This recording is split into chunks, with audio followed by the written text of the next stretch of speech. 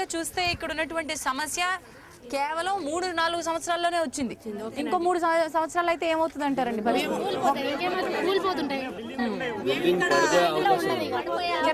మేము ఇక్కడ ఉంటున్నాం కానీ ఇక్కడ మాకు గ్యారంటీ అనేది లేదండి. ఎప్పుడు ఏ సమస్య వస్తుంది, ఎప్పుడు కూలిపోతాయి, ఎప్పుడు ఏం జరుగుతుందో పిల్లలు పెట్టుకొని ఇంట్లో సంతోషంగా ఉంటున్నాం కానీ ఏ టైంలో అది పడిపోతుంది అన్న భయంకరమైన ఆలోచన మాకు వస్తుందండి. భయపడిపోతున్నాం మేము అసలుకి ఈ ఇండ్లను చూస్తే.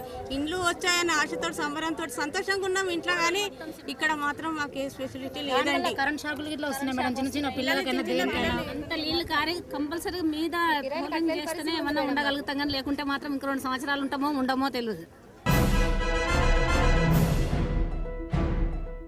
ఇక్కడున్న సమస్యలు మీరు ఇప్పటి వరకు ఎవరికన్నా వినవించుకున్నారా, చెప్పారా? చెప్పామండి, అందరికి చెప్పాం కానీ ఏ సమస్యలు కూడా తీరలేదు. మాకు కలెక్టర్ ఆఫీస్కి వెళ్ళాము, కలెక్టర్ కూడా వచ్చి వెళ్ళారు, కానీ చేస్తామని చెప్పారు కానీ ఇంతవరకు ఏ పరిష్కారం కాలేదండి. మరి ఇక్కడ ఉన్నటువంటి సమస్యలకి ప్రధానమైన కారణం ఒకటి నాసిరకమైన కన్స్ట్రక్షన్ అర్థమవుతోంది.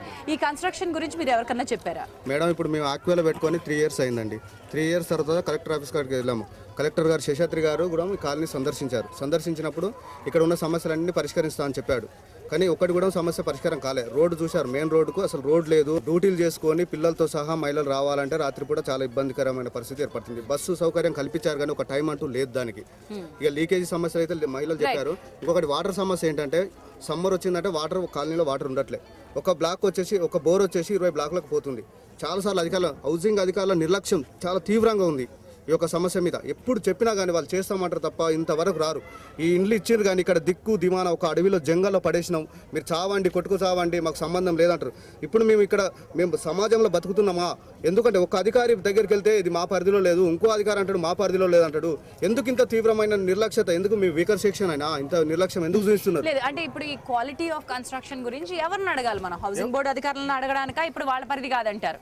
పోనీ కలెక్టర్ అడిగేపోతే వాళ్ళు మాకు హ్యాండ్ చేయలేరు పంచాయతీ వాళ్ళు అని పంచాయతీ వాళ్ళు చెప్తున్నారు. జిహెచ్ఎంసీ కమిషనర్ దగ్గరికి వెళ్తే మాకు లేదు, మేము పంచాయతీకి హ్యాండ్ ఓవర్ చేసామని వాళ్ళు చెప్తున్నారు. అటు కాకుండా ఇటు కాకుండా మేము నానా అవస్థలు పడుతున్నాము. ఇప్పటికీ రోడ్డు శాంక్షన్ కాలేదు. మొన్న కరెంట్ షాక్ వచ్చి ఒక గేదె కూడా చనిపోయింది ఇక్కడ. దానివల్ల ఎంతో ప్రాబ్లం అవుతుంది. గేదెలు లాంటివి చనిపోతే చలనం రాదేమో, ఇక ఏకంగా మనుషుల ప్రాణాలకు ఏమైనా ముప్పు జరిగితే గానీ చలనం రాదేమో. దాదాపు 10,000 జనాభా ఉన్న ఈ సెంటర్లు, అంగన్వాడీ సెంటర్లు 2 పెట్టాలని ఇప్పటికీ అప్లికేషన్ పెట్టినా కానీ ఇంతవరకు అధికారులు స్పందించలేదండి. ఏ ఒక్క గవర్నమెంట్కు సంబంధించిన ప్రోగ్రామ్ అయినప్పుడు, కార్యక్రమం అయినప్పుడు ఈ కాలనీకి దాన్ని వేరు చేస్తుంటారు. ఈ కాలనీలో అసలు ప్రోగ్రామ్స్ ఏమి ఉండవు. అంటే మేము సమాజంలో బతకట్లేదా? మనుషులం కాదా మేము? గవర్నమెంట్ ఇచ్చిన ప్రతిదీ ఏదైనా ఒక పింఛన్స్ కానీ ఒక ఏదైనా కానీ ఇట్లా అవగాహన కల్పించాలి. మహిళలు కానీ లేకుంటే ఏదైనా ఉంటే ఇక్కడికి వచ్చి కాలనీలకు వచ్చి అధికారులు అవగాహన కల్పించాల్సిన బాధ్యత అధికారులపైన ఉంటుంది. ఇక్కడ శ్మశానంకు కేటాయించిన స్థలం లేదు. ఎన్నోసార్లు మేము కలెక్టర్ ఆఫీస్కు అందరం కలిసి వెళ్ళినాము, అధికారులకు చెప్పినాము. రావడం చూడడం అంతే వెళ్ళిపోవడం. కలెక్టర్ అయితే ఒకసారి వచ్చిండు, అది 46 లక్షల రోడ్డు అని చెప్పారు. 46 రూపాయల కిలో లెక్క మన్ను కూడా పోయిలే ఆ రోడ్డు మీద. అది అమ్మ, ఇక్కడి నుంచి మీరు అందరూ ఉద్యోగాలకు వెళ్ళాలి, ఇక్కడి నుంచి పనులకు డెఫినెట్ గా వెళ్ళాలి.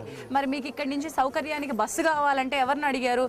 బస్ టైమింగ్ మార్చమని అడిగారు? మాకు ఇక్కడ కాలనీ ఏర్పడ్డ మొదటి నుండి ఏ సౌకర్యం లేకుండా మేడం. ఇంతకు ముందు మాకు రవాణా సౌకర్యం అంటూ లేకుండానే ఇల్లు ఇచ్చేసారు. అక్కడ ఏ వసతి లేకున్నా మాకు అలౌట్ చేసి ఇంటి తాళచేలు ఇచ్చి ఇంట్లోకి వెళ్ళండి అన్నట్టు అన్నాడు. ఏ వసతి లేనప్పుడు మేము ఒక వెల్ఫేర్ పెట్టి ప్రతి ఒక్క అధికారిని మేము కలిసి మా సమస్యలు తీర్చుకోవాలన్నట్టు మేము బస్సు రవాణా సౌకర్యం దగ్గర ఎండిఓ దగ్గర మండల ఆఫీస్కి వెళ్ళి ఇక్కడ డిపో మేనేజర్ దగ్గరికి వెళ్ళి నానా కష్టాలు పడి వాళ్ళ కాళ్ళు మొక్కి ఏళ్ళు మొక్కి మా మహిళల కాడికి వెళ్ళి అందరూ ప్రతి ఒక్క వాళ్ళు చైతన్యంతో వాళ్ళ కష్టాలు పొట్టన పెట్టుకొని అక్కడ స్థానికంగా చూపించి మా ప్రాబ్లమ్స్ ఇలా ఉన్నాయి, గర్భిణీ స్త్రీలు మేము రవాణా చేయలేకపోతున్నాము, మా పిల్లలు ఉన్నారు, మేము చీకట్లో నడవలసి వస్తుందని నానా రకాల బాధలు వాళ్ళకు ఫ్లెక్స్లు ఫోటోలతో చూపించిన తర్వాత ఒక స్పందన వచ్చి అప్పుడు కేవలం 2 బస్సులు వేశారు. 2 బస్సుల కోసం ఇంత చేయాల్సి వచ్చింది. అలాంటి సమస్యలు ఎన్నో ఉన్నాయి మేడం. ఈరోజు మనకు తాగునీటి సమస్య ఉంది, ఇంకోటి శ్మశాన వాటికలు. ఇన్ని మతాలకు సంబంధించిన మన జనాభా ఇక్కడ ఉండడం వల్ల ఏ మతానికి సంబంధించి ఒక ప్రార్థన మందిరాలకు మనం స్థలాలు కేటాయించలేదు. ముఖ్యంగా శ్మశాన వాటిక దొంగల్లాగా మేము కొన్ని అనారోగ్య కారణంగా ఒక అకస్మాత్తుగా చనిపోతే దొంగల్లాగా అక్కడ ఫారెస్ట్లో పోయి మేము దొంగల్లాగా కాపలు చేసుకుంటూ వాళ్ళ దాన సంస్కారాలు చేయడం జరుగుతుంది. చుట్టుపక్కల వాళ్ళందరూ ప్రాబ్లం పెడుతున్నారా? అది ఫారెస్ట్ వాళ్ళది, అది ఫారెస్ట్ వాళ్ళది కాబట్టి రేపు వాళ్ళు వచ్చి ఏదైనా చేయవలసి. అందుకే జిహెచ్ఎంసీ వాళ్ళను, జిహెచ్ఎంసీ అధికారిని అడిగితే ఏమంటదంటే అంబర్పేట శ్మశాన వాటికి తీసుకెళ్ళండి అని ఒక నిర్లక్ష్యమైన సమాధానం చెప్పింది. ఇక్కడ నుంచి మరి శ్మశాన వాటికి కావాల్సిన ఇంతది కట్టినప్పుడు వారు అన్నట్టు ప్రార్థనా మందిరాలు ఉండాలి, ఆట స్థలాలు ఉండాలి, ఆరోగ్య కేంద్రాలు ఉండాలి, ఇలాంటి వసతులన్నీ ఉన్నాయనే కదా మీకు ముందు హామీ ఇచ్చింది. మేము వచ్చింది అందుకేనండి. అయితే భార్యాభర్త వెళ్ళి చేసుకుంటే కానీ లేనటువంటి పరిస్థితుల్లో ఇక్కడికి వచ్చి మేము ఒక అనాథల్లాగా బ్రతుకుతున్నాం. అక్కడికి వెళ్తేనేమో వాళ్ళు మాకు సంబంధం లేదంటారు, ఇక్కడికి వెళ్తేనేమో వీళ్ళు మాకు సంబంధం లేదంటారు. వచ్చిన తర్వాత 6 నెలలకు మేము సొసైటీ పెట్టుకుని పెద్ద మనుషులను తీసుకుని కలెక్టర్ గారి దగ్గరికి వెళ్ళి జిహెచ్ఎంసీ గారి దగ్గరికి, కమిషనర్ గారి దగ్గరికి వెళ్తే వాళ్ళు ఇస్తే ఎంఆర్ఓ ఆఫీస్కి 1.5 సంవత్సరం పైన అవుతున్నారు. ఏది మేము ఇచ్చిన రిఫరెండం ఇక్కడికి వచ్చి వీళ్ళు సర్వే చేసి ప్లేస్ చూపించమంటే మమ్మల్ని అడుగుతారు, మాకు సరైన రెస్పాన్స్ ఉండదు. ఏం చేయాలో అర్థం కాని శ్మశాన వాటికి చూపించాల్సింది ఎంఆర్ఓ, బాధ్యత అయింది. కలెక్టర్ ఆఫీస్ నుంచి ఆల్రెడీ వచ్చింది మేడం ఇక్కడికి, కానీ వీళ్ళు స్పందించట్లేదు. చిన్న వెంచర్ చేస్తే మేడం 30% 40% పార్కులకో లేకపోతే ఇంకో దానికో ఉంటుంది.